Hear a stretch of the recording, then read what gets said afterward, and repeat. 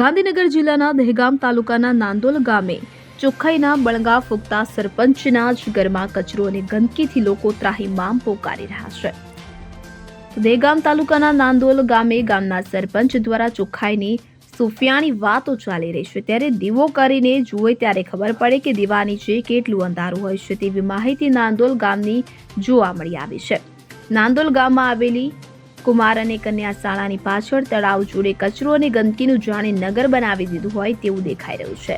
નાંદોલથી મગોડીના મુખ્ય રોડ ઉપર અને કન્યા શાળા અને કુમાર શાળા આવેલી છે તે જગ્યા પર જ ગંદકીના સામ્રાજ્ય જોવા મળી રહ્યા છે. અહીંથી પસાર થતા લોકોને મોઢા ઉપર રૂમાલ મૂકીને ત્યાંથી પસાર થવું પડે છે અને તેવી દુર્ગંધ મારે છે. તેમ છતાં સરપંચ જાણે કે તમાશાને તેડા આપતા હોય તેવી લોકોને પ્રતીત થઈ રહ્યું છે. આ મુખ્ય રસ્તા ઉપર કોઈ જાહેર કાર્યક્રમ હોય કે લગ્ન પ્રસંગ હોય તો વધેલું ભોજન અહીં નાખી જાય છે. જો નાંદોલ ગામના ગ્રામ પંચાયતના વહીવટી તંત્રની સારી કામગીરી હોત તો આવી ગંદકી ન મળત. એક બાજુ ગામના સરપંચ ચોખ્ખાઈની સુફિયાની વાતો કરે છે તો પછી આ વિડીયોમાં દેખાઈ રહ્યું છે તે શું છે?